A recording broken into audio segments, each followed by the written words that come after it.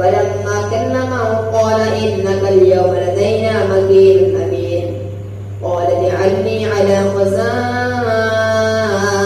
الأرض إني حفيظ عليم. وكذلك مكنا ليوسف في الأرض يتبوأ منها حيث يشاء نصيب برحمتنا من نشاء ولا نطيع أجر المحسنين.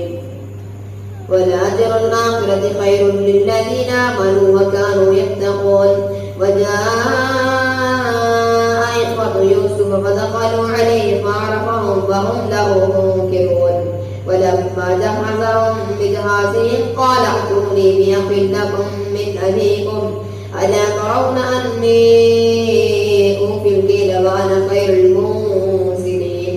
فإن لم تأتوني به فلا كيل لكم عندي ولا تقربون. قالوا سنراود عنه أباه وإنا لفاعلون.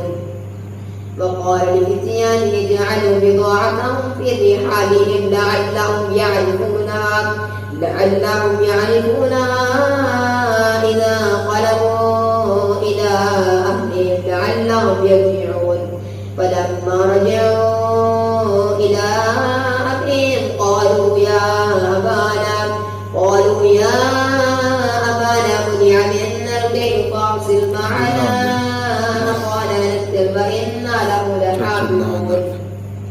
قال هل آمنكم عليه إلا كما أمنتكم على أخيه من قبل والله خير حافظا والله أرحم الراحمين.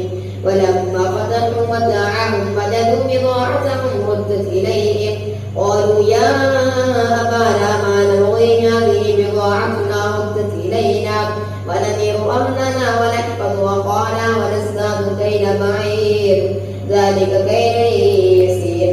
قال لن أرسله معكم حتى تؤتون موثقا من الله لتأتونني به إلا أن يحاط بكم فلما كنا صالحين.